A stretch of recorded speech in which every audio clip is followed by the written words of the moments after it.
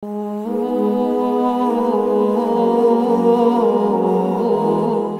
assalamualaikum warahmatullahi wabarakatuh. Alhamdulillahirabbil alamin wassalatu wassalamu ala asyrafil anbiya'i wal mursalin sayyidina wa maulana Muhammadin wa ala alihi wa sahbihi ajmain. Qala Allah ta'ala fil Qur'anil Karim, a'udzubillahi minasyaitonir rajim, ya ayyuhal muddatsir qum fa'andzir wa rabbaka fakabbir wa thiyabaka fatahhir. Baik, hadirin kaum muslimin rahimani wa rahimakumullah. Hari ini mungkin kita nanti akan banyak di sesi tanya jawab ya. Jadi nanti teman-teman kalau ada yang mau bertanya juga boleh, walaupun juga beberapa pertanyaan memang sudah ada yang dikirim ke saya gitu ya. Tapi kalau ada beberapa pertanyaan lain juga silahkan. Nah, sebelum saya membahas tentang itu, ada satu bab yang disampaikan oleh para ulama tentang bab bersuci ini, ada yang disebut dengan sunnah-sunnah fitrah. Nah, ini sunnah-sunnah fitrah itu apa sih gitu ya? Sunnah-sunnah fitrah ini kata para ulama menyampaikan ini ya. Disebut dengan sunnah fitrah itu adalah sifat-sifat dasar yang menjadi fitrah manusia dan berfungsi sebagai pelengkap agar manusia tampil lebih indah dan menarik. Jadi ini yang disebut dengan sunnah-sunnah fitrah ini. Jadi ini memang kalau kita berbicara tentang sunnah fitrah ini bukan satu kewajiban ya, tapi ini adalah menjadi satu kesempurnaan ketika kita melaksanakan hal ini gitu ya. Makanya Sayyidah Aisyah menyampaikan ini memang ada beberapa riwayat ya, sehingga di sini ada 10 sunnah fitrah ya. Ini berdasarkan hadis yang diriwayatkan oleh Sayyidah Aisyah sebagaimana disebutkan juga oleh Imam Muslim di dalam sahihnya. Sunnah fitrah ini ada 10.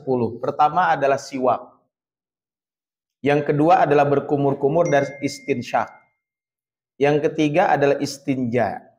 Yang keempat menggunting dan memendekkan kumis. Yang kelima memelihara jenggot. Yang keempat adalah yang keenam al-istihdad. Ya, punten, al-istihdad adalah menggunting rambut di sekitar kemaluan. Kemudian yang ketujuh khitan bagi laki-laki ya. Itu dianjurkan ya, bahkan bagi laki-laki wajib sifatnya ya. Tapi bagi perempuan itu adalah sunnah saja. Kemudian yang ke-8 memotong kuku, yang ke-9 mencabut bulu ketiak, dan yang ke-10 adalah mencuci ruas-ruas jemari. Nah, ini adalah yang disebutkan oleh Sayyidah Aisyah dalam hadis riwayat Imam Muslim. Ini adalah kaitan dengan sunnah fitrah ini. Jadi sekali lagi adalah sunnah fitrah ini adalah sifat-sifat dasar yang menjadi fitrah manusia dan berfungsi sebagai pelengkap agar manusia itu tampil lebih indah dan menarik. Contoh di sini kan antum coba bayangkan gitu ya, kalau ada orang yang kumisnya teh terjelas gitu nya. Gimana terjelas teh, Pak? Jadi nu ieu kabelah dieun, nu ieu kaluhur gitu nya. Kan tidak indah juga ya, sehingga nanti adalah di sini adalah merapihkan kumis gitu ya. Nah, sekarang kita bahas dulu. Yang pertama siwak. Siwak ini adalah sebenarnya kalau kita berbicara siwak ini kan sebenarnya tangkai pohon arak yang digunakan untuk menggosok gigi. Jadi asal kata siwak itu tadi, ada pohon di Arab itu namanya pohon arok. Bukan arak bahasa kita ya, pohon arok. Nah, pohon ini itu merambat sebenarnya. Nah, dari pohon ini kemudian apa? Kemudian nanti ada tangkainya itu nanti digunakan untuk gosok gigi atau membersihkan dari sisa-sisa makanan atau menghilangkan bau mulut. Ini adalah disebut dengan arok. Kayu arok. Ini asal siwak ini. Walaupun para ulama menyampaikan bahwa siwak ini sebenarnya bisa dengan kayu tersebut, yang disebut dengan kayu arok tersebut, atau kita siwak ini bisa menggunakan apapun silahkan. Jadi tidak mesti menggunakan kayu tersebut gitu ya. Mangga lah. Mungkin kalau sekarang dengan pasta gigi dan lain sebagainya. Nah, bersiwak itu dianjurkan dalam beberapa kondisi. Satu, kalau kita berwudu. Jadi kalau berwudu itu dianjurkan siwak dulu. Ini kemarin kita bahas dalam bab wudu. Yang kedua adalah ketika mau melaksanakan sholat. Jadi apa bedanya wudu dengan melaksanakan sholat? Kan kalau wudu, ya setiap wudu kalau melaksanakan sholat kan bisa jadi maghrib kita berwudu, isya belum batal, kan nggak wudu lagi. Tapi kalau mau sholat dianjurkan kita siwak. Nah, makanya siwaknya itu, makanya kalau orang Arab jangan heran kalau di sakunya itu suka ada tiga sebenarnya. Satu siwak, kedua sisir, ketiga pulpen. Jadi kalau siwak untuk sikat gigi, kalau sisir biasanya untuk apa? Untuk nyisir jenggot. Ya karena orang Arab kan pakai peci terus pakai penutup kepala. Nah, biasanya jenggotnya kan pada panjang tuh. Nah, itu disisir. Sebagian ada yang suka bawa begitu. Yang ketiga, ketika mau masuk rumah. Jadi ketika mau masuk rumah itu dianjurkan untuk bersiwak. Sebagaimana dalam sebuah hadis, saya pernah bertanya kepada Aisyah, apa yang pertama kali dilakukan oleh Rasulullah SAW setiap kali beliau masuk rumah? Maka Sayyidah Aisyah menjawab bersiwak. Kemudian ketika bangun tidur, ya ketika bangun tidur, dan yang keempat, yang kelima adalah ketika hendak membaca Al-Quran. Ini dianjurkan kita siwak, ya. Ya ini maksudnya gini, kalau selain waktu itu dianjurkan, iya. Tapi di kelima waktu ini adalah sangat dianjurkan. Ya, jadi sangat dianjurkan. Jadi ketika bangun tidur, termasuk ketika hendak membaca Al-Quran. Ini pertama siwak. Yang kedua kumur-kumur dan istinsyak. Ini sudah dibahas ketika berwudu ya kemarin ya. Ketika kita berwudu sudah dibahas. Yang ketiga istinja. Jadi kan istinja ini adalah membersihkan kotoran atau najis yang menempel pada bagian kubul. Kubul itu bagian belakang. Dubur mohon maaf. Kubul itu bagian depan. Ya kemaluan. Dan dubur pantat dengan menggunakan air bersih. Ya bahasa kitanya cebok merenya. Ya walaupun tadi apakah ya setelah buang air besar atau buang air kecil itu harus cebok? Sebenarnya yang wajib kita ini adalah bukan ceboknya. Yang wajib bagi kita itu adalah ketika kita sholat suci dari najis. Jadi salah satunya apa? Suci dari najis itu adalah ketika setelah buang air berarti kita harus dibersihkan. Sebenarnya begini, kalau antum contohnya malam-malam pipis, boleh nggak kalau nggak cebok? Ya boleh-boleh aja kalau antum mau tidur kan? Ya tinggal tidur aja kan. Yang penting kalau antum sholat harus dibersihkan. Tapi kan kemarin kita bahas dianjurkan kalau kita mau wudu, kalau mau tidur kita berwudu. Kan ini adalah konteksnya kaitan dengan bab ini. Jadi istinja. Ya istinja ini membersihkan kotoran atau najis yang menempel pada bagian kemaluan dan dubur dengan menggunakan air bersih. Itu namanya istinja.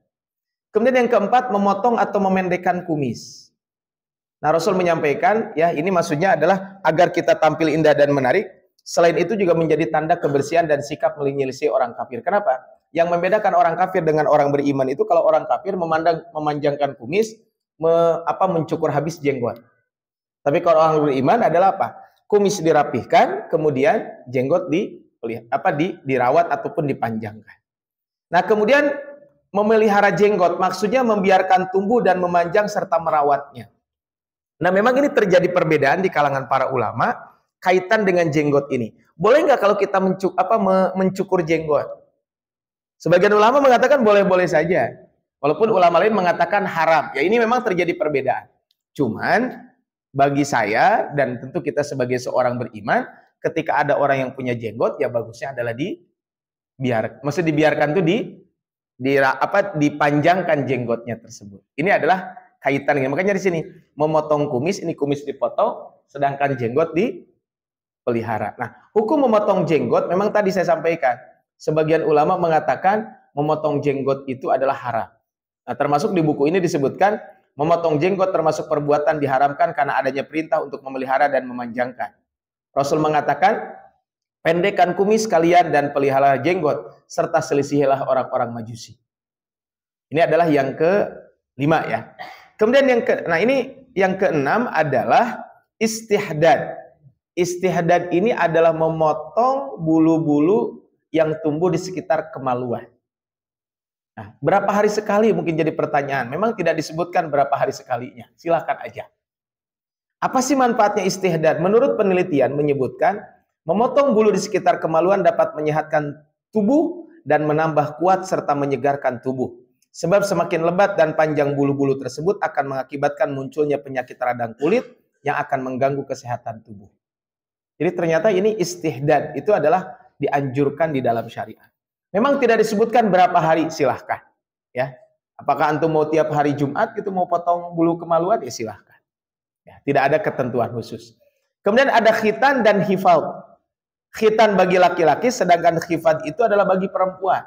Khitan itu sifatnya wajib bagi laki-laki, sedangkan hifad bagi wanita itu adalah hukumnya sunnah. Jadi khitan ini adalah wajib bagi laki-laki, sedangkan bagi perempuan adalah sunnah. Jadi ini adalah kaitan dengan khitan ini yang disampaikan oleh para ulama. Kemudian memotong kuku. Ini kan khitan dan khifat. Kemudian memotong kuku. Memotong kuku dan tidak membiarkan panjang. Ini adalah ada anjuran kita untuk memotong kuku ini. Jadi taklimul adhafir, kita memotong kuku. Berapa hari sekali? Memang ada riwayat katanya mengatakan maksimal 40 hari itu jangan sampai lebih dari 40 hari kita tidak potong kuku. Walaupun secara umum boleh-boleh saja lebih dari 40 hari. Tapi jangan sampai kan ada yang kukunya tuh panjang gitu ya. Itu tidak dibolehkan. Nah, kenapa? Karena tadi salah satunya dengan memotong kuku kan nanti akan membuat rapih tangan kita juga. Kemudian mencabut bulu ketiak. Jadi bulu ketiak itu bukan dikurut, apa bedanya dikurut kan itu bukan, tapi dicabutin. Ya. Mencabut bulu yang tumbuh di sekitar ketiak agar terlihat bersih dan untuk menghilangkan bau tak sedap yang melekat pada bulu-bulu tersebut. Ini adalah mencabut bulu ketiak. Boleh nggak kalau dicukur ya boleh-boleh aja silahkan gitu ya. Nah, kemudian mencuci ruas-ruas jemari. Jadi ruas-ruas jemari itu dibersihkan. Kenapa? Apalagi mungkin kalau yang ada lekukan-lekukan itu dibersihkan. Nah, inilah 10 ya yang disebutkan oleh para ulama adalah 10 fitrah. Nah, maka di sini disebutkan dimakruhkan membiarkan kuku, bulu ketiak, bulu kemaluan dan kumis selama 40 hari dan tidak mencukurnya. Jadi sekali lagi ini tidak sampai diharamkan, hanya dimakruhkan saja. Rasulullah SAW memerintahkan menggunting kumis, memotong kuku, mencukur bulu kemaluan, dan mencabut bulu ketiak, dan beliau membatasi waktu maksimal 40 hari. Jadi, antum ya maksimal 40 hari, kalau ada yang belum cukur kumis gitu ya, atau ada yang belum potong kuku gitu ya, maka silahkan lakukan. Apakah harus hari Jumat? Enggak sebenarnya ya.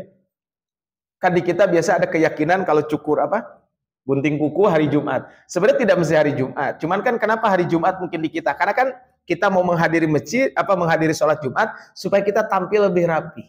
Itu aja sebenarnya. Jadi gak ada tuh keutamaan siapa yang menggunting kuku di hari Jumat gitu, enggak. Tapi tadi mungkin karena ini hari yang istimewa, tentu bagi kita dianjurkan untuk menggunting rambut tersebut gitu ya. Kalau kita berbicara tentang ini. Jadi itu ya kalau kita berbicara tentang pembahasan kita di hari ini adalah kaitan dengan ini. Ini adalah poin yang kita bahas di kesempatan hari ini. Nah, tapi saya kira itu mungkin yang bisa saya sampaikan. Ini karena sebagai pembuka saja.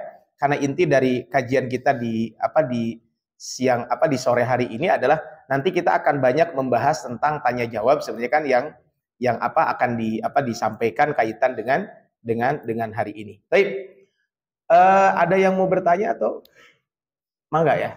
Saya buka dulu sesi tanya jawabnya. Mungkin nanti yang sudah masuk ke saya nanti baru dijawab. Tapi yang kalau ada yang bertanya di sini dulu mangga mungkin. Ini mangga, mic-nya mungkin dikasihkan.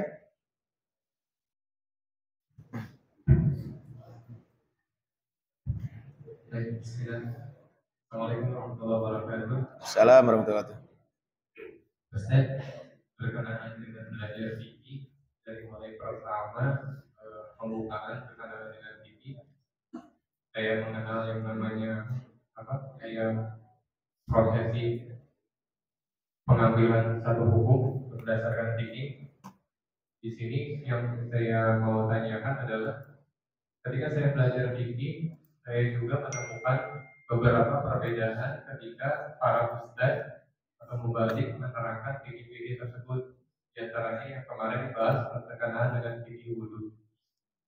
Yang saya ingin tahu adalah ketika saya mendapatkan perbedaan tersebut, seyogianya bagaimana sikap saya terhadap perbedaan itu. Terus yang keduanya, bagaimana saya menentukan fikih mana yang akan saya amalkan. Apakah dari ustadz yang paling terkenal atau dari hadis yang paling kuat atau bagaimana? Yang ketiganya, bagaimana cara saya mengajarkan lagi fikih tersebut, boleh jadi ke anak atau ke rekan-rekan saya, karena saya juga diamanatkan sebagai murabbi di Ustaz. Mungkin 3 pertanyaan itu aja. Assalamualaikum warahmatullahi wabarakatuh. 3 pertanyaan untuk 1 kajian ini masalahnya. Jadi yang pertama, mungkin gini ya. Ketika terjadi perbedaan pendapat, apa yang harus kita lakukan? Itu mungkin ya. Jadi ketika terjadi perbedaan pendapat, ya tentu apa yang harus kita lakukan? Ya hormati perbedaan pendapat itu. Itu aja sebenarnya. Jadi selama perbedaan itu dalam masalah khilafiyah. Jadi mungkin nanti kapan ada waktu khusus, mungkin nanti kita akan bahas secara khusus kaitan dengan kaitan dengan bagaimana etika kita berbeda pendapat. Jadi ini memang nanti ada pembahasan sekali lagi secara khusus adalah kaitan dengan kaitan dengan perbedaan pendapat gitu ya. Bentar ya. Jadi kaitan dengan perbedaan pendapat gitu ya. Nah, ini ketika terjadi perbedaan pendapat maka maka kita harus saling menghormati kaitan dengan bab ini. Jadi itu ya. Jadi poinnya adalah intinya kalau ada perbedaan saling hormat selama perbedaan itu dalam masalah sesuatu yang memang diperbolehkan oleh para ulama. Ini yang disebutkan oleh para ulama namanya adalah al-ikhtilafu fil furu'i jaizun. Perbedaan dalam masalah cabang itu adalah boleh. Nah, kemudian yang kedua, al-ikhtilafu fil furu'i la yufarraq. Perbedaan dalam masalah furu' tidak boleh memecah belah. Nah, al-aibu fit ta'assub la fil ikhtilaf. Yang menjadi aib itu kalau sudah fanatik, bukan masalah ikhtilaf. Itu ya. Jadi poinnya di situ. Jadi yang jadi aib itu bukan masalah ta'assub, bukan masalah perbedaan pendapat, tapi yang jadi aib itu adalah dalam masalah apa? Yang aib itu bukan perbedaan pendapat, tapi yang aib itu adalah kalau sudah fanatik. Pokoknya kalau pendapat ustaz saya pasti benar. Itu yang tidak dibolehkan. Itu ya. Jadi poinnya di situ. Nah, terus poin kedua. Terus kalau begitu, kalau ada perbedaan pendapat saya ikut yang mana? Nah, ini mungkin nanti pembahasan khusus. Jadi yang benar itu pendapat siapa? Kan itu ya. Kan jadi pertanyaannya, yang benar itu pendapat siapa? Nah, mungkin nanti ketika ada kesempatan kita akan membahas gini. Dalil itu ada yang qot'i, ada yang dhonni. Yang qot'i itu nanti ada qot'iyatus subut, ada qot'iyatud dilalah. Nah, qot'i itu apa? Sesuatu yang pasti. Saya lihat di sini ya. Jadi qot'i itu apa? Jadi qot'iyatus subut. Jadi dalil itu ada yang qot'i. Subut itu apa? Artinya apa? Dalil yang sifatnya qot'i dari sisi sumbernya. Qot'i itu apa? Qot'i itu adalah, kata para ulama ketika membahas qot'i itu sesuatu yang pasti. Jadi secara sumbernya itu pasti. Namanya qot'iyatus subut. Lebih mudahnya dalil yang sumbernya pasti dan sulit untuk mengatakan salah atau keliru. Kalau satu ini satu atau ini yang satu yang mana? Yang kiri atau kanan? Yang ini ya, yang sini kan ini satu, yang ini dua. Kalau ini satu. Nah, ini qot'i. Jadi kalau satu mau dijelas. Nah, ini namanya qot'i. Nah, qot'iyatus subut, sumbernya sudah jelas. Nah, sumbernya apa? Al-Qur'an, hadis Nabi. Itu yang sifatnya adalah qot'i. Tapi hadis Nabi nanti ada yang mutawatir, ada yang ahad. Nah, ini adalah yang disebut dengan qot'i. Nah, kemudian ada yang disebut dengan qot'iyatud dilalah. Qot'iyatud dilalah itu adalah dalil syariat yang indikasinya atau petunjuk hukumnya mengarah kepada sesuatu pasti dan tidak bersayap. Jadi maksudnya kalau tadi sumbernya jelas, kalau ini apa? Maknanya tidak ada makna yang bercabang. Nah, ini yang pertama dan kedua ini, qot'iyatus subut dan qot'iyatud dilalah, tentu di sini tidak ada perbedaan. Nah, kadang berikutnya ada jenis dalil itu yang disebut dengan dhonni. Dhonni itu masih praduga. Maka di sini ada dhonniyatus subut. Dhonniyatus subut itu apa? Bahwa dalilnya itu adalah ya. Jadi dhonniyatus subut adalah Al-Qur'an dan hadis mutawatir. Maka dhonni as-subut itu adalah selain keduanya. Jadi kalau Al-Qur'an itu qot'iyatus subut. Kalau hadis yang mutawatir itu qot'iyatus subut. Berarti apa? Hadis ahad. Hadis yang diperdebatkan oleh para ulama tentang kesohihannya itu namanya adalah dhonniyatus subut. Jadi teks syariat selain Al-Qur'an dan hadis mutawatir itu bersifat dhonniyatus subut. Mengingat bahwa keaslian sumbernya masih ada perbedaan di kalangan para ulama. Nah, ada yang disebut dengan dhonniyatud dilalah. Dhonniyatud dilalah itu apa? Ayat atau hadis bisa jadi sumbernya jelas, tapi maknanya itu yang masih multi interpretatif. Nah, inilah sesungguhnya yang menyebabkan perbedaan pendapat itu. Satu, dari sisi dalil, apakah dalilnya sahih atau tidak? Nah, kadang sebagian ulama mengatakan sahih, sebagian mengatakan tidak. Nah, inilah yang jadi perbedaan. Atau dalilnya sahih, riwayat Imam Bukhari, riwayat Imam Muslim, dalilnya di Al-Qur'an. Tapi para ulama berbeda pendapat tentang memahami apa yang dimaksud dengan ayat itu. Nah, itulah yang disebut dengan dhonniyatud dilalah. Jadi itu ya. Jadi poin di sini dulu, satu dulu ini. Nah, kemudian apa? Berbeda boleh atau tidak? Nah, mana yang boleh, mana yang tidak? Yang boleh adalah tadi ketika dalilnya adalah dhonniyatus subut atau dhonniyatud dilalah, itu boleh. Nah, tentu ini apa? Kembali kepada para ulama. Maksudnya apa? Nanti kan ulama A berbicara begini, ulama B berbicara begini. Nah, kebenaran itu yang jadi pertanyaan, apakah kebenaran itu satu atau berbilang? Jadi, kalau begitu pendapat siapa yang paling benar? Kebenaran itu satu, tapi tidak tertentu, kan begitu. Ini yang disampaikan oleh para ulama. Jadi begini, mungkin akan muncul pertanyaan, kalau begitu kebenaran itu ganda dong. Karena kan ulama A mengatakan boleh, ulama B mengatakan tidak boleh. Maka apa? Ini pertanyaan memang sejak dulu menjadi bahasan diskusi di dalam ilmu usul fiqh. Ulama sunnah wal jamaah sepakat bahwa kebenaran itu tunggal tidak berganda. Jadi kebenaran mah satu. Namun pendapat ini diselisih oleh kalangan Mu'tazilah yang mengatakan bahwa kebenaran itu sifatnya ganda. Nah, jumhur al-sunnah wal jamaah mengatakan bahwa kebenaran itu hanya satu di antara para mujtahid tersebut. Cuman yang jadi masalah berikutnya apa? Kalau kebenaran satu, tapi masalahnya yang benar yang mana? Makanya ada kaidah, ada hadis Nabi, kalau seorang mujtahid berijtihad, maka kalau benar dapat 2 pahala, kalaupun salah masih dapat 1 pahala. Itu kalau mujtahid. Maka menurut Imam Syafi'i yang benar itu hanya 1 dari sekian banyak mujtahid. Akan tetapi tidak tertentu ijtihad siapa. Dan selain dari yang 1 itu semuanya salah. Pendapat itu juga dikatakan oleh Imam Malik dan selainnya. Ini kan berarti kalau lihat dari sini, oh berarti pendapat yang benar pendapat siapa. Nah, ini ada pembahasan kaitan dengan ini. Nah, kemudian berikutnya nyambung dengan pertanyaan ketiga. Terus kalau begitu saya ikut siapa? Maka apa? Ikut yang menurut kita apa? Kita lebih mengenal orang tersebut dengan kewaroannya, dengan keilmuannya, ikut aja beliau. Nah, inilah yang disebut dengan bahasa agama taklid. Taklid itu boleh. Yang jangan mah adalah taklid buta. Ini kan taklid itu boleh. Dan saya dan kita semuanya taklid. Kita bukan mujtahid. Kenapa bukan mujtahid? Saya dan kita semuanya bahasa Arab terbatas. Hafalan Quran terbatas. Hafalan hadis, berapa ribu hadis yang kita hafal. Ya kan? Maka apa? Sebenarnya kita tuh taklid semua. Cuman taklid itu nanti ada taklid yang memang taklid buta, ada taklid yang kita juga tahu landasan ilmunya apa, kenapa ngambil pendapat ini. Nah, sehingga apa? Sehingga berarti kalau begitu apa? Ketika kita mengambil, ya ambillah orang yang menurut kita kewaroannya kuat, bagus, kemudian juga kita mengenal keilmuannya. Tidak mesti orang terkenal.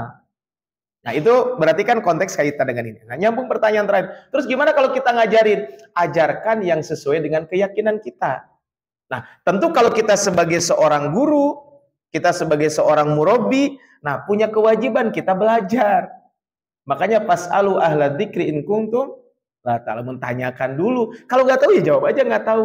Jangan membahas sesuatu yang kita tidak mengetahuinya. Nah, nanti dalam bahasa fikih, nanti mungkin kita bahas secara khusus, ini yang disebut dengan, ada yang disebut dengan talfiq. Ya, ada yang disebut dengan talfiq. Sebentar ya. Di sini ada yang disebut dengan talfiq. Apa yang dimaksud dengan talfiq ini? Talfiq ini adalah menggabungkan antara mazhab yang ada. Ini namanya talfiq. Maksudnya gini Pak, talfiq ini. Nah, nanti kita akan bahas tentang talfiq ini adalah ada satu pendapat ulama, kemudian saya ambil pendapat ini dalam bab ini, pendapat ini dalam bab ini. Boleh nggak? Contohnya sholat ngambil pendapat ini, wudu ngambil pendapat ini. Itu nggak masalah. Atau contohnya bab tata cara wudu ngambil pendapat ini, tapi yang membatalkan wudu mengambil pendapat yang lain. Itu masih dibolehkan. Yang jangan mah adalah dalam satu amal ibadah kita cari pendapat-pendapat yang pendapat itu adalah yang memudahkan banget, sehingga ketika digabungkan tidak ada amalan tidak ada ulama yang membolehkan itu. Contoh nikah, kan kalau nikah kan satu amal ibadah, kan akad ibadah akad nikah itu kan satu kesatuan. Kalau ada orang yang mau nikah itu saya mah tidak usah pakai wali, kenapa? Ada ulama yang mengatakan boleh kok tanpa wali. Muka dua, terus mahar, cenah boleh tanpa mahar oge, ambil. Jadi ini ambil, terus yang ketiga tidak perlu ada saksi, tak ada saksi. Jadi kumpul kebo gitu kan. Nah, ini nggak boleh kalau dalam bab itu gitu. Kenapa? Karena dalam satu amal ibadah tapi kita gabungkan seluruh pendapat yang ada. Itu ya, barangkali ini pertanyaan. Jadi memang pertanyaan tadi yang 3 poin ini memang perlu dikaji lebih detail, tapi tadi kesimpulan saya adalah kalau ada perbedaan hormati. Ambil pendapat siapa? Pendapat yang kita tahu tentang keilmuannya dan kewaroannya. Yang ketiga, bagaimana kita mengajarkan kepada orang setelah kita ajarkan sesuai dengan pemahaman kita. Yang tentu kita bertanya kalau tidak tahu. Fas'alu ahla dzikri in kuntum la ta'lamun. Kemudian ajarkan kepada yang lain gitu. Yang jangan mah adalah kita sotoy, sok tahu. Ada ditanya karena gengsi, saya kan guru atau malu kalau ditanya nggak anala adri, saya nggak tahu. Akhirnya apa? Pas ditanya tentang tata cara tayamum, tayamum itu basuh muka, apa ambil air, apa debu, kemudian apa ke muka, ambil debu ke tangan, ambil muka ke kepala, ambil muka ke kaki. Eta mana? Mana? Nah itu ya nggak boleh. Itu barangkali ya. Wallahu bisa. Ada lagi yang pertanyaan lain? Tadi ada yang di belakang barangkali ada? Oh mangga.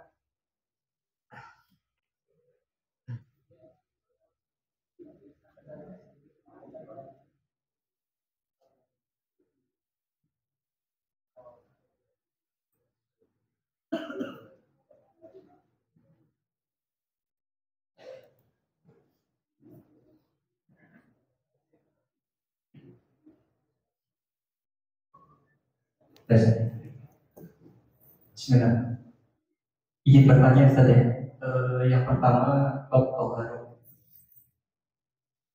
Ini titipan dari bapak-bapak sih sebenarnya. Jadi kalau misal udah sepuh gitu Ustaz ya. Jadi dia ada perasaan ragu-ragu dalam bersuci. Entah itu rasanya mungkin buang air kecilnya asal tuntas atau enggak gitu. Masih nyimpen atau enggak, najis atau enggak, itu kalau sudah yakin apakah itu udah gugur ragu-ragu tersebut atau itu hanya was-was ragu-ragu saja Ustaz? Itu pertanyaan yang pertama. Yang selanjutnya yaitu tentang kalau saat kita berpuasa gitu, bolehkah kita tetap istighfar atau menghirup air saat berwudu? Itu yang kedua. Terus yang selanjutnya yaitu yang ketiga, kadang kan kita yang kemarin sudah kita bahas tentang kurban, yaitu tentang jeroan. Nah, kadang kan kita masih udah dicuci bersih atau itu tapi masih nampak gitu warnanya punget gitu, warna kuning-kuningnya itu masih rada nampak gitu. Nah, dulu sempat belajar kalau sesuatu yang terkena najis tapi dia masih nampak itu menjadi najis gitu. Nah, itu untuk makanan sendiri bagaimana untuk tentang jeroan? Kadang kan kita masih ada gitu warna seperti itu, termasuk salah satunya saat darah kurban atau darah-darah yang nempel di baju kita gitu, kadang kan itu sampai kering, dicuci berulang kali gitu, terus agak susah gitu kita bersihnya. Itu masih termasuk najis atau enggak? Itu terus untuk selanjutnya nanti ya kita bisa jadi untuk sementara tiga itu Yang pertama ini gini, jadi bedakan antara was-was dengan was-was dengan memang terkena najis gitu ya. Jadi ini sudah sempurna atau belum, itu was-was berarti. Jadi makanya ada kaidah fikih mengatakan al-yaqin la yuzalu bisyak. Keyakinan itu tidak bisa mengalahkan keraguan-raguan. Nah, ini mungkin harus diperhatikan adalah al-yaqin la yuzalu bisyak.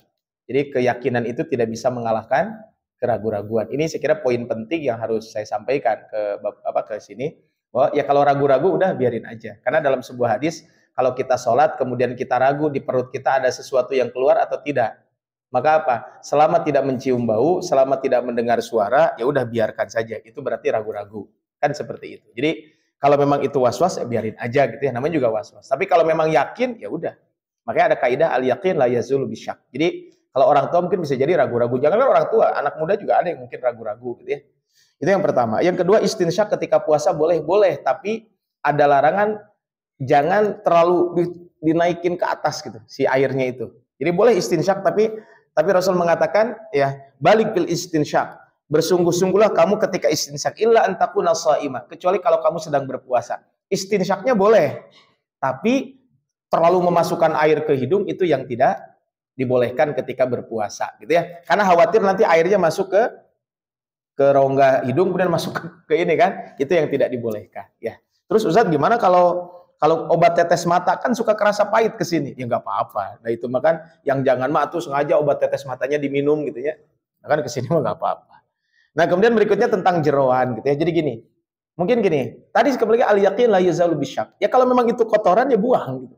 Ya tinggal dibuang apa? Ya dibuang airnya saja, kan berarti jadi maul mutanajis. Jadi air yang bercampur dengan najis gitu. Ya udah kalau memang itu benar-benar kotoran ya buang. Tapi begini, kadang ada daging, apapun kan kalau kita nyembelih ayam, bukan menyembelih ayam, kalau kita beli ayam, kan kadang suka ada tuh pas gini, gini masih ada merah-merahnya, itu mah gak apa-apa. Ya dibuang aja apa?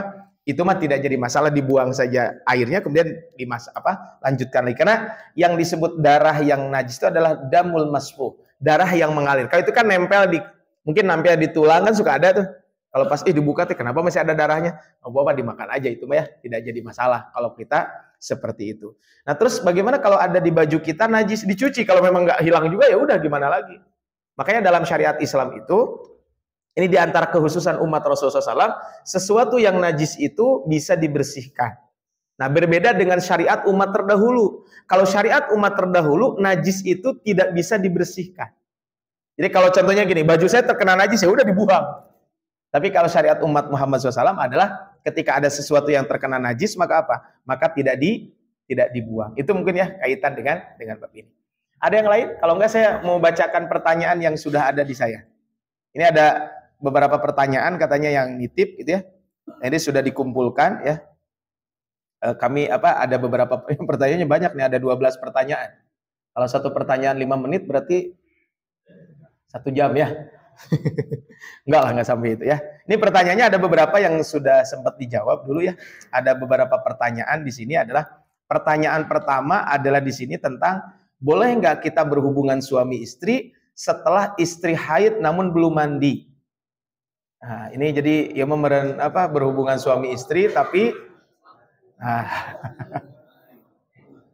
jadi berhubungan suami istri tapi apa? Istrinya belum mandi. Tapi kan gini, tapi dia sudah suci gitu, sudah selesai haidnya gitu ya. Nah, itu kalau belum kalau haidnya belum selesai itu nggak boleh melakukan hubungan suami istri. Tapi ini memang sudah bersih haidnya, tapi belum mandi. Nah, boleh nggak? Nah, memang ada 2 pandangan ulama kaitan dengan ini. Jadi gini, berhubungan suami istri dengan wanita yang haid itu satu, kalau sedang haid haram melakukannya. Tapi boleh selain berhubungan kalau sedang haid. Jadi kalau sedang haid tidak boleh melakukan hubungan, tapi kalau selain hubungan suami istri boleh. Bercumbu dan lain sebagainya. Tapi kata Rasulullah SAW adalah batasnya sampai pusar. Ya, pokoknya yang di bawah pusarnya tidak boleh. Ini adalah kaitan dengan ini. Nah, terus yang jadi berikutnya adalah apa? Bagaimana kalau seandainya haidnya sudah selesai, tapi apa? Tapi dia belum mandi. Udahlah, melakukan hubungan suami istri boleh atau tidak? Jumhur ulama mengatakan tidak boleh. Kenapa tidak boleh? Karena ada hadis ada ayat Al-Qur'an hatta yathurna, sampai mereka suci. Nah, ini kan yang di bulan kemarin 2 pekan yang lalu itu saya pernah bahas kaitan dengan hatta yathurna, sampai dia suci. Kan begitu ya? Fa idza tatoharna, kalau seandainya dia sudah suci, fa'tuhunna min haitsu amarakumullah, silahkan kalian mendatangi istrimu dari tempat yang Allah perintahkan untukmu bisa mendatanginya. Ini kan kalau kita berbicara tentang tentang ini ada bukunya ya, berhubungan suami istri di masa haid. Nah, ini sebentar ya, saya buka dulu bukunya. Ini ada buku tentang berhubungan suami istri di masa haid. Ini ya, berhubungan suami istri ketika sedang haid. Nah, tadi.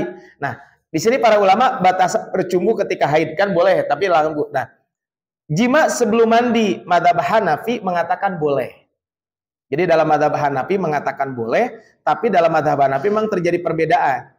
Ada yang mengatakan kalau setelah 10 hari baru boleh gitu ya. Tapi dipastikan bersih. Darah berhenti di akhir durasi maksimal haid atau lebih. Darah berhenti sebelum mencapai durasi maksimal haid 10 hari. Darah berhenti setelah mencapai durasi kebiasaan. Dan darah berhenti sebelum mencapai durasi kebiasaan. Nah, jadi kalau sudah kebiasaannya 6 hari kemudian sudah bersih, maka sebagian dalam mazhab Hanafi mengatakan boleh-boleh saja. Kenapa? Karena hatta yathurna, sampai dia bersih. Nah, tapi jumhur ulama mazhab Maliki, Syafi'i dan Hambali mengatakan itu tidak dibolehkan. Makanya kesimpulannya di sini. Mayoritas ulama fikih berpendapat wanita haid yang sudah berhenti darahnya tidak boleh berhubungan seksual sebelum ia melakukan mandi junub. Berdasarkan surat Al-Baqarah ayat 222. Adapun ulama Hanafiyah mengatakan memang membolehkan wanita haid yang sudah berhenti darahnya untuk berhubungan intim. Itu ya. Jadi, nah, ini pertanyaannya disambung ternyata. Sambungannya begini katanya. Ustaz, kalau boleh terus mandinya 2 kali atau sekali? Jadi mandinya ya kalau bagi ulama yang mengatakan boleh, ya mandinya sekali aja, nggak usah gitu ya.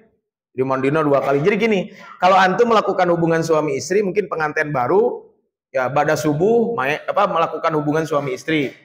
Terus kayak jam 8 teh belum mandi karena sedang cuti kantor gitu ya, melakukan hubungan suami istri lagi. Nanti jam 11 melakukan hubungan suami 3 kali kan? Mandina kudu 3 kali tuh. Enggak, sekali aja cukup gitu. Seperti itu gitu ya. Jadi yang penting nanti ketika sholat antum dalam keadaan suci. Itu ya. Pertanyaannya seperti itu ya. Jadi ada perbedaan di kalangan para ulama. Tapi menurut saya adalah begini. Karena mengambil pendapat jumhur dengan mandi dulu akan lebih berhati-hati. Tapi kalaupun enggak ya boleh-boleh saja silahkan. Gitu ya. Ini pertanyaan pertama. Pertanyaan kedua, jika junub di hari Jumat dan lupa mandi wajib sampai Jumatan. Baru ingat pas udah di tengah-tengah Jumatan. Ini siapa ini?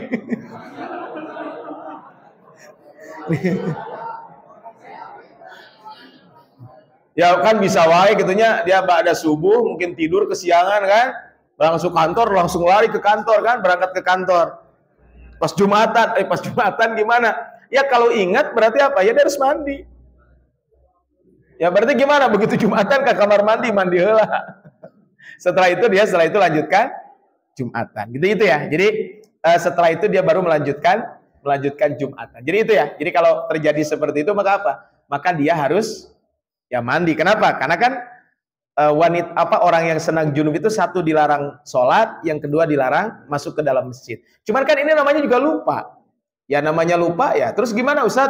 Gimana kalau lupanya itu pas fil alamin innaka hamidum majid. Ya, batal harus mandi.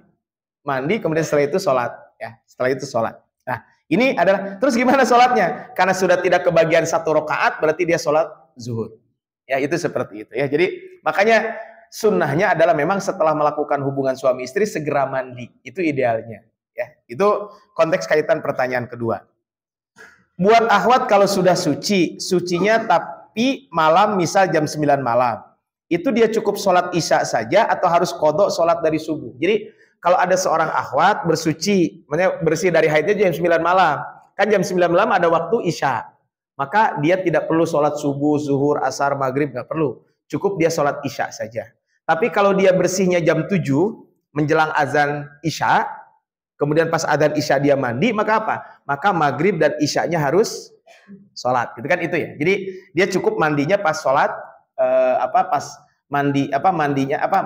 dia wajib sholatnya adalah sholat isya saja.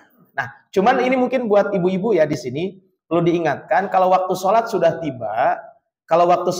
tiba, kemudian ketika waktu sholat itu tiba, maka harus segera lakukan sholat. Kenapa? Khawatir kita haid. Kalau kita haid maka berarti nanti ada konsekuensi kita harus melaksanakan apa? Nanti sholat setelah haid itu. Contoh gini, ada orang yang jam 12 sudah waktu azan kan? Si ibu itu santai masak gitunya. Pas jam 1 pas mau sholat, gini keluar darah haid. Maka berarti kan melalaikan waktu sholat. Maka nanti kalau setelah bersih dia harus mengqadha sholat yang ditinggalkan tersebut karena kelalaian, karena keburu datang waktu keburu datang haid. Itu kaitan dengan ini. Nah ini ada yang nanya, Ustadz kalau mandi bareng sama istri saling membersihkan boleh tidak? Ya boleh, atuh ya silakan aja. Rasul kata Sayyidah Aisyah sebentar ya. Ada pembahasan tentang ini pertanyaannya kayaknya pertanyaan pengantin baru semua kayaknya nih. Sebentar ya. Salat. Nah, ini ya. Sebentar. Nah, ini ada satu buku yang ditulis oleh Al-Hafidz Ibnu Hajar Al-Asqalani. Nah, di buku ini disampaikan tentang kitab Thaharah ketika membahas tentang air. Nah, di sini ini pertanyaannya sebenarnya dijawab oleh hadis Nabi Shallallahu alaihi wasallam. Sebentar. Nah ini, coba lihat di sini. Kata disebutkan dalam sebuah hadis dari sahabat Abdullah bin Abbas. Nah, Abdullah bin Abbas ini dia punya hubungan kekerabatan dengan Maimunah. Sayyidah Maimunah itu radhiyallahu anha itu istri Rasulullah SAW. Anna Nabi SAW kana yaghtasilu bi fadli Maimunah. Bahwa Nabi pernah mandi dari air sisa Maimunah. Rasul melarang mandi dari air sisa laki-laki dan atau laki-laki mandi dari air sisa perempuan. Namun hendaklah keduanya menciduk air bersama-sama. Artinya apa? Kalau lihat dari hadis ini berarti apa? Berarti boleh kita mandi, suami istri itu boleh mandi. Ightasala ba'du azwajin Nabi fi jabnatin faja'al yaghtasila minha. Jadi dalam sebuah hadis, salah seorang istri Nabi mandi di sebuah bejana besar. Lalu beliau datang untuk mandi darinya. Rasul ikut mandi. Maka istrinya berkata, "Ya Rasulullah, sesungguhnya aku ini tadi junub." Maka beliau menjawab, "Sesungguhnya air itu tidak junub." Jadi boleh mangga gitu mau mandi bersama gitu ya. Jadi suami istri mandi bareng. Ada yang belum pernah di sini? Ya kalau yang belum nikah ya jangan. Yang sudah nikah. Ini 17 tahun ke atas. Jadi boleh nggak? Boleh, silakan ya, silakan aja ya. Nah kan ada pertanyaan begini, Ustaz katanya, kan itu ada aurat gimana? Kan ada auratnya kan begitu ya? Nah, Bapak Ibu yang Allah muliakan, aurat itu kalau sesama suami istri tidak ada auratnya. Jadi kalau antum dengan istri ya tidak ada auratnya. Gimana antum ada aurat kalau antum tidur sekamar dan lain sebagainya kan? Tapi kalau antum dengan sesama laki-laki ada auratnya. Sesama perempuan dengan perempuan ada auratnya. Kalau yang mahram contoh antum dengan adik, antum dengan anak perempuan, dengan ibu, itu kan dengan mertua itu kan ada auratnya. Nah, kemudian dengan lawan jenis yang memang tidak ada dengan lawan jenis yang tidak ada tidak ada hubungan nasab itu juga ada auratnya. Ini kalau kita berbicara tentang bab ini. Nah, ini adalah kaitan dengan mandi. Jadi boleh ya. Yang kelima, kemarin kan dijelaskan ketika sesudah mandi tidak harus wudhu kembali. Tapi masalahnya kan ketika mandi pasti membersihkan punten, kemaluan dan lain sebagainya dengan tangan. Sedangkan sepemahaman yang saya tahu memegang kemaluan dan lain-lainnya itu adalah termasuk membatalkan wudhu. Yang seperti itu apa cukup mandi saja nggak wudhu kembali? Nah tadi pertanyaan nyambung gitu ya. Ya kalau kita meyakini bahwa memegang kemaluan itu membatalkan wudhu berarti ya kita harus wudhu. Tapi bagi yang mengatakan tidak batal ya udah nggak apa-apa. Makanya kan punten, kalau mandi itu kan gimana? Kalau mandi itu cuci tangan, punten kemudian apa? Basuh, mencuci kemaluan. Setelah itu baru mandi. Kalau cuman itu tidak membatalkan. Tapi kalau begini, antum teh mandi, mau cuci tangan, cuci kemaluan, wudhu, kemudian mandi, kemudian setelah itu mungkin pakai sabun, pas kemaluan kena. Maka memang betul sebagian ulama mengatakan bahwa memegang kemaluan itu atau bersentuh tangan memegang kemaluan itu adalah termasuk membatalkan wudhu, gitu kan? Ini adalah kalau kita berbicara tentang ini adalah termasuk membatalkan wudhu. Jadi tadi, atau ada cara tertentu biar nggak menyentuh area situ bagaimana? Ya mangga itu mah ya. Kalau tidak menyentuh mah seperti apa ya? Tadi contohnya kalau kita berwudhu, mohon maaf, kita mandi kan mencuci kemaluan tuh sebelum mandi, ya nggak apa-apa kalau itu mah. Tapi mungkin bisa jadi setelah mandi kita, ya mungkin pakai sabunan dan lain sebagainya. Nah itu membatalkan wudhu. Nah, contohnya bisa aja kan contoh begini. Kita mandi dulu pakai sabun. Jadi sabunan dulu lah istilahnya gitu kan. Kemudian setelah sabunan bilas, kemudian setelah itu baru kita mandi junub. Kan bisa seperti itu.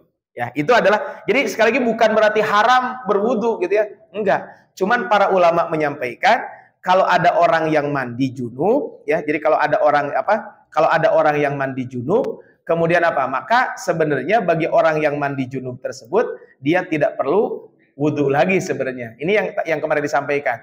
Sudah mandi wajib, haruskah dia berwudhu lagi? Ini yang disampaikan oleh penulis buku ini. Kalau sudah mandi junub, apakah dia harus mandi lagi atau tidak? Nah, ini adalah kalau kita berbicara tentang ini. Memang ini pun bukan kesepakatan para ulama. Ya, ada sebagian ulama mengatakan tetap dia harus mandi lagi, harus wudhu lagi. Kemudian pas mandi wajib, batalkah wudhunya bila memegang kemaluan dengan punggung tangan? Nah ini jadi gini, memegang kemaluan ini, apakah termasuk membatalkan wudhu atau tidak? Nah di sini ada pembahasan para ulama kaitan dengan menyentuh kemaluan. Ada dua pandangan ulama. Pandangan pertama, wudhu itu tidak batal dengan menyentuh kemaluan. Mau pakai depan, mau pakai belakang tidak batal. Nah, ada pendapat kedua mengatakan wudhunya menjadi batal. Tapi apa? Bagi ulama yang mengatakan batal itu adalah batal kalau pakai dengan yang bagian depan. Tapi kalau yang bagian belakang tidak batal. Tapi ulama lain mengatakan enggak, pokoknya mah bersentuhan batal gitu. Itu memang terjadi perbedaan. Bagi antum yang meyakini batal ya wudhu, kalau enggak ya udah selesai. Makanya kemarin saya sampaikan, yang membatalkan wudhu itu kan yang disepakati 3. Kentut, buang air besar, buang air kecil. Dan semuanya ketiganya adalah hadas. Tapi kalau yang selain hadas, tapi bisa menimbulkan hadas, itulah yang diperdebatkan oleh para ulama. Contoh, kenapa memegang kemaluan itu sebagian ulama mengatakan batal wudhunya? Satu, karena hadis Nabi. Yang kedua, karena dengan memegang kemaluan bisa jadi muncul syahwat. Ketika muncul syahwat gimana? Kemudian nanti bisa jadi keluar madhi, dan madhi itu membatalkan wudhu. Itu kaitan dengan pertanyaan ini, gitu ya. Yang berikutnya yang ketujuh, apakah batal setelah wudhu bersentuhan dengan istri atau mahramnya? Nah, ini memang, ini sekali lagi ini tadi kembali kepada jawaban saya tadi, bahwa bersentuhan laki-laki dan perempuan itu apakah batal wudhunya atau tidak? Kembali tadi kepada pendapat ulama. Apakah kan gini, bersentuhan itu kan bukan hadas, tapi dengan bersentuhan bisa menimbulkan hadas, gitu ya. Nah, apa? Contohnya kalau antum bersentuhan dengan istri atau dengan yang lain, kemudian muncul syahwat. Nah, karena muncul syahwat inilah kemudian nanti bisa mengeluarkan madhi. Nah, itulah kan yang membatalkan wudhu kan madhinya. Nah, makanya sebagian ulama matan bersentuhan mah nggak membatalkan, karena di dalam Al-Quran, aula mastumun nisa. Lamasa itu kan apa? Lamasa itu adalah maksudnya adalah bersentuhan. Sehingga batal, tapi ulama lain mengatakan itu adalah kinayatun anil jima. Kemudian wudhu selesai mandi keadaan tidak berpakaian, boleh atau tidak? Boleh, nggak apa-apa. Walaupun sebagian ulama memakruhkan wudhu kita tidak mengenakan pakaian, itu masih terbuka. Tapi wudhu itu adalah boleh-boleh saja antum berwudhu tidak pakai ya pakaian. Jadi nggak masalah. Jadi kalau antum wudhu ya wudhu aja, nggak pakai pakaian juga nggak apa-apa, gitu ya. Kemudian apakah batal wudhu seseorang ketika tidak sengaja bersentuhan dengan najis yang sudah kering? Jadi gini, kemarin kan sempat kita bahas, najis itu satu, tidak membatalkan wudhu kalau kita menyentuhnya. Jadi kalau antum mau kering, mau basah itu nggak batal. Ya, jadi mau basah, mau kering antum tidak. Jadi gini, ada yang masih punya anak kecil di sini? Ada ya? Kan kalau punya anak kecil kan kadang mungkin pas buang air besar atau buang air kecil dicebokin, terkena najis kan? Kita dalam keadaan wudhu, batal nggak wudhunya? Enggak. Jadi menyentuh najis itu tidak membatalkan wudhu. Tapi kalau kita mau sholat, dibersihkan tangan kita yang memegang najis itu. Kenapa? Itu bukan membatalkan wudhu. Tapi kalau ada najis bisa menyebabkan sholat kita tidak sah. Jadi maka menyentuh najis itu tidak membatalkan wudhu. Itu ya. Tapi kalau kena badan kita harus dibersihkan. Tapi bukan, makanya itu adalah toharatu minal hadas dan toharatu minan najas. Kalau toharatu minan najis, mensucikan dari najis, dibuang ainun najasah. Tapi kalau mensucikan dari hadas, nah kalau dari hadas itu gimana? Kalau yang dari hadas itu adalah dengan cara berwudu. Sehingga yang membatalkan dulu kan kentut, buang air besar, buang air kecil. Sebagian ulama bersentuhan laki-laki dan perempuan atau memegang kemaluan, sebagian lagi mengatakan tidur. Sedangkan memegang najis itu tidak termasuk ya, tidak masuk membatalkan wudhu. Baik antum baik dengan sengaja atau tidak sengaja gitu ya, maka tidak membatalkan wudhu. Nah, ada pertanyaan berikutnya, ini tidak berkaitan dengan materi toharoh sebenarnya, tapi nggak apa-apa. Yang pertama adalah saya punya pertanyaan mengenai jual beli mata uang asing. Boleh nggak membeli dolar dengan tujuan mengambil keuntungan, nanti ketika rupiah melemah saya jual lagi? Boleh, tapi syaratnya harus cash. Jadi begini, saya punya uang real. Antum mau beli uang real saya, maka harus cash. Jadi ya dan biadin. Jadi saya kasihkan uang realnya, antum kasihkan uang rupiahnya ke saya. Itu boleh. Walaupun tadi, nanti saat kalau rupiah melemah saya jual, ya boleh aja, nggak apa-apa. Jadi jual beli mata uang asing itu boleh. Tapi apa? Tapi syaratnya apa? Syaratnya harus ya dan biadin, harus cash. Tidak boleh antum serahkan uang realnya hari ini, rupiahnya besok. Itu nggak boleh. Itu adalah kaitan dengan jual beli mata uang tersebut. Nah, terus Ustaz, gimana kalau mata uang kuno? Kalau mata uang kuno itu sudah bukan mata uang, maka itu sudah termasuk ke dalam apa? Itu mah ke dalam barang biasa. Nah, Yang terlarang adalah tukar menukar uang tapi 10.000 jadi 11.000, itu nggak boleh. Biasanya kan mau lebaran ya, 100.000 kan, nah itu nggak boleh. Kenapa? Karena kalau uangnya sama harus ya dan biadin, harus cash plus dia juga harus sama, 100.000 ya jadi 100.000. Itu ya kaitan dengan bab ini. Nah pertanyaan kedua, mau tanya hukum mengikuti tender, apakah dibolehkan? Karena di salah satu hadis Nabi SAW dari sahabat Abdullah bin Umar kurang lebih dinyatakan bahwa dilarang untuk menawar sesuatu barang atau jasa yang sedang ditawar oleh saudara kita. Mengingat mekanisme tender adalah mengajukan penawaran. Meskipun telah ada penawaran dari pihak lain yang terlebih dahulu dimasukkan dan belum diputuskan, diterima atau ditolak kaitan dengan penawaran ini. Nah ini memang pertanyaan ini adalah kaitan dengan penawaran gitu ya. Ini adalah kaitan dengan penawaran. Boleh nggak gitu ya? Nah sebenarnya begini, ada tender, ada lelang. Gitu ya, kan ada tender, ada lelang. Kalau lelang boleh nggak? Jual beli lelang. Ya boleh-boleh aja sebenarnya kalau antum mau jual beli lelang, itu tidak jadi masalah. Itu adalah jual beli lelang itu adalah termasuk yang dibolehkan secara syariat kalau antum mau jual beli lelang. Nah kan jual beli lelang juga sama. Cuman kan bedanya tender dengan jual beli lelang apa? Kalau jual beli lelang itu kan diambil harga yang termahal kan, kalau tender diambil dari harga yang termurah. Yaitu maka apa?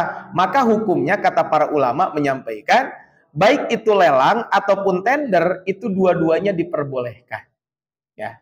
Jadi lelang ataupun tender itu dua-duanya adalah oleh para ulama diperbolehkan.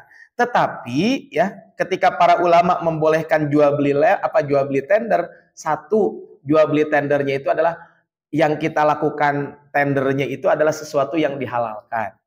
Yang kedua adalah ketika kita melakukan jual beli tender itu adalah apa? Tidak boleh ada punten ya. Ketika kita melakukan jual beli tender tersebut tidak ada penipuan. Contohnya antum penawaran tapi penawaran itu ada ada penipuan lah di situ gitu ya. So speknya antum menjelaskan gini tapi pas sudah jadi nggak sesuai dengan spek yang sudah antum ajukan. Kemudian yang ketiga adalah tentu tidak boleh ada riswah di situ. Riswah itu sogok menyogok. Saya ikut tender, ini ikut tender. Nah, kemudian itu saya bayar supaya tender saya cair. Itu yang enggak dibolehkan. Jadi intinya mah walaupun tadi, terus gimana kaitan dengan hadis itu? Hadis itu bukan maknanya yang disebutkan tadi, ya. Karena ini mah kan memang dari awal orangnya juga memang cari harga yang termurah. Tapi kan tadi ya, ini adalah konteksnya kaitan dengan bab ini. Jadi beda ya. Makna yang dimasukkan hadis dengan tender tersebut. Nah yang terakhir ada pertanyaan terakhir, ketika sholat Jumat diwajibkan mendengarkan khutbah, tapi pas khutbah selalu ketiduran. Apakah sholat Jumat saya sah? Sholat Jumatnya sah, ya. Sholat Jumatnya tetap sah. Cuman kan tujuan dari khutbah Jumat itu apa? Biar mendapatkan mauidhah. Makanya kemarin saya sampaikan, kalau antum ngantuk gitu ya, kalau antum ngantuk pas khutbah Jumat, antum pindah tempat.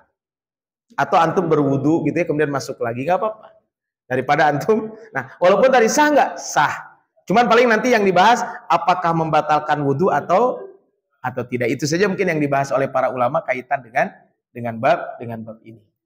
Tapi 12 pertanyaannya nggak sampai 1 jam, tenang aja ya, udah selesai pertanyaan yang diajukan, ada 12 pertanyaan. Maka mungkin ada pertanyaan lain, barangkali masih ada waktu ya, sekitar berapa nih? 10 menitan lagi mungkin atau 8 menit lagi. Mangga.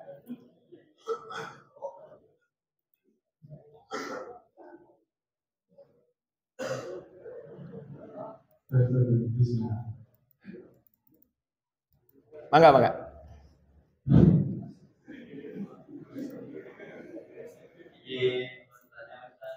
Apakah kalau istri lagi mengandung, apakah kita boleh berhubungan sama istri saat istri lagi mengandung? Istri antum udah lagi ngandung istri antum? Ya, baik. Ini pertanyaannya sebenarnya bagus. Kenapa? Nanti jawabannya nyambung ke pertanyaan yang lain sebenarnya begini. Kan wanita yang sedang hamil kalau diceraikan oleh suaminya atau suaminya meninggal dunia, maka wanita tersebut ya tidak boleh menikah lagi sampai dia melahirkan. Kenapa? Supaya tidak tercampur air maninya. Itu ya hikmahnya di situ. Nah, sehingga para ulama menyampaikan bagaimana hukumnya kalau ada seorang laki-laki yang menikah dengan seorang wanita yang hamil duluan.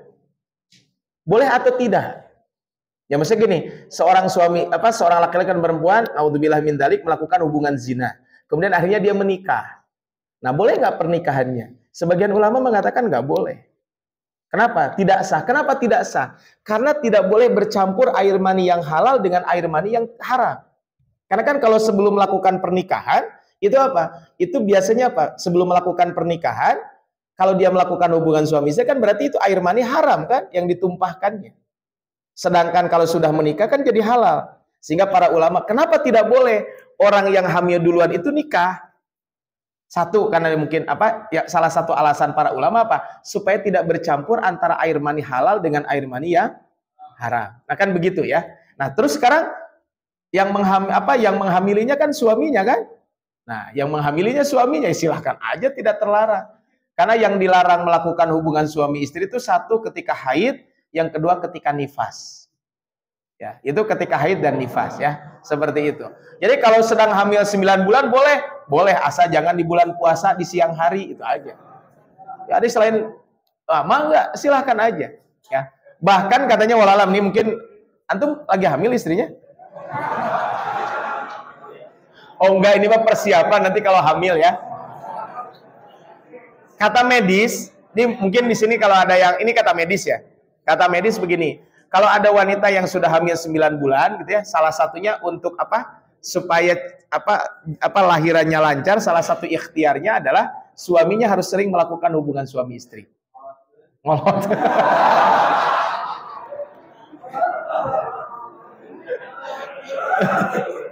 Itu ya. Jadi di situ. Ya. Jadi mangga aja ya, kalau mau mas silakan aja ya antum ya, sah-sah aja. Saya coba ini kok nanya kayak gitu. Nah, yang lain kan nggak berani nanya, ini berani nanya kan? Berarti bagus ya pertanyaannya ya. Wallahu a'lam ya. Boleh ya, silakan. Tapi nanti kalau udah nikah aja ya. Kalau belum nikah aja. Itu ya wallahu a'lam ya. Maka ada yang lain barangkali? Masih ada pertanyaan yang lain? Atau cukup? Oh, masih ada di belakang? Enggak, kalau ada. Atau dari depan nih? Belum ada dari depan, dari belakang terus kayaknya. Kan depan sudah, belakang sudah, di tengah-tengah. Ada yang nanya lagi mungkin barangkali? Enggak.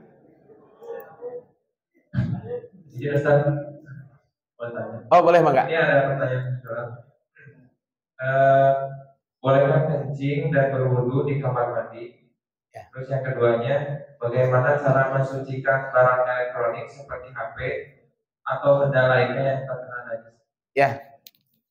Jadi gini, kalau buang air kecil ya dimanapun boleh aja kan sebenarnya, asal jangan di masjid ya gitu ya.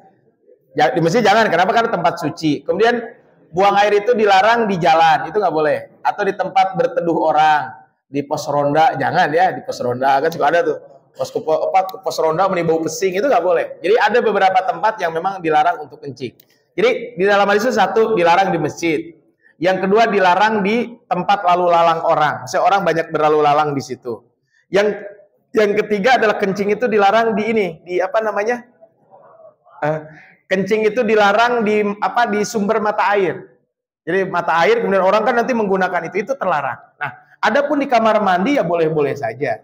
Nah, yang jadi pertanyaan, terus bagaimana kalau kita wudhu di kamar mandi? Kan itu mungkin pertanyaannya. Jadi kalau pipis di kamar mandi ya boleh, nanti tinggal dibersihkan. Terus bagaimana kalau wudhunya di kamar mandi, yang di situ biasa kamar mandi di kita kan rata-rata kamar mandi plus ya WC juga kan? Nah, maka para ulama mengatakan boleh-boleh saja sebenarnya. Walaupun ada sebagian yang memakruhkan, sebenarnya makruh bukan terlarang, karena khawatir tadi ketika kita wudhu nanti cipratan airnya itu khawatir kena pakaian kita dan ternyata di situ ada najis. Itu aja sih sebenarnya.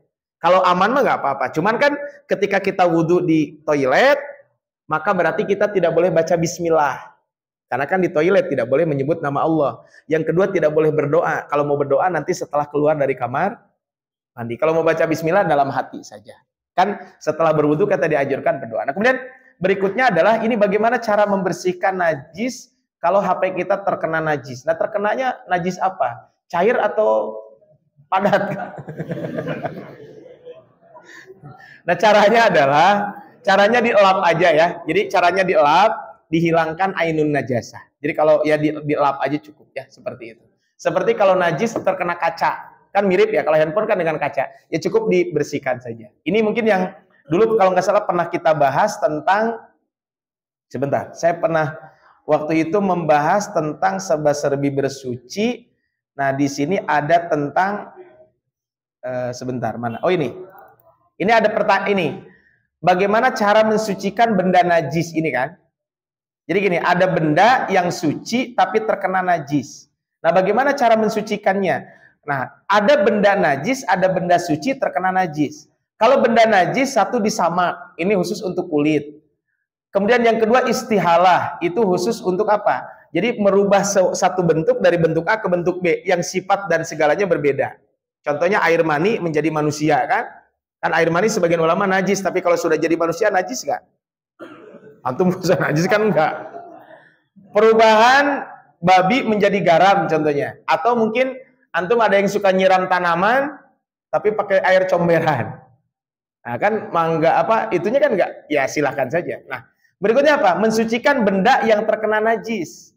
Ada yang dengan air, ada yang dengan pensucian dengan air. Contohnya apa? Di sini penyiraman dan kemudian di sini ada pengerikan, pengelapan. Ini yang disebut dengan pengelapan. Ini tadi kalau terkena apa kaca, termasuk apa tehel, maka di elap. Nah, termasuk adalah handphone kita juga dielap seperti itu.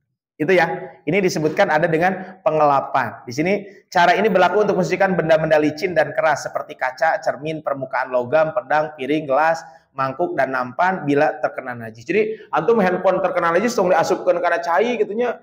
Ya nggak apa-apa, dielap aja seperti itu. Itu barangkali ya. Wallahu a'lam bishawab. Ada lagi tadi yang mau nanya lagi? Kang Erwin masih ada pertanyaan?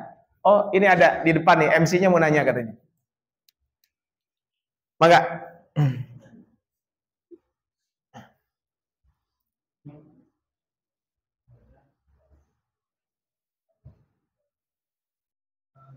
Terkait tadi status pernikahan keduluan, itu kan ada pendapat yang menganjurkan dinikahkan alasan untuk diaib. Itu bagaimana? Ya, jadi gini. Apakah boleh menikahi wanita yang hamil duluan? Nah, memang tadi ada sebagian mengatakan boleh, ada sebagian mengatakan tidak boleh. Ya tentu sebagian yang mengatakan boleh salah satu mungkin untuk menjaga aib dan lain sebagainya. Tapi sebenarnya bukan masalah nikahnya boleh atau tidak. Cuman yang harus dipikirkan adalah dampak setelah itu. Dampaknya apa? Kalau seandainya anak itu lahir, maka berarti anaknya tidak dinisbatkan ke bapaknya. Itu satu. Yang kedua, kalau anak itu perempuan, maka bapaknya itu tidak bisa jadi wali. Jadi itu ya sebenarnya. Jadi ada sebagian mengatakan boleh, ada sebagian mengatakan tidak boleh. Tapi baik yang mengatakan boleh atau mengatakan tidak boleh, tapi dampaknya tadi. Satu, anak itu tidak boleh dinisbatkan walinya kepada orang tua, apa si ayah itu. Yang kedua adalah apa?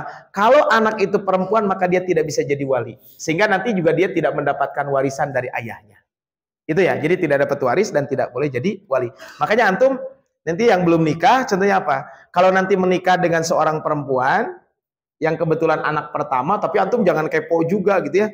Nanti dicek mungkin antara tanggal lahir dengan surat nikah.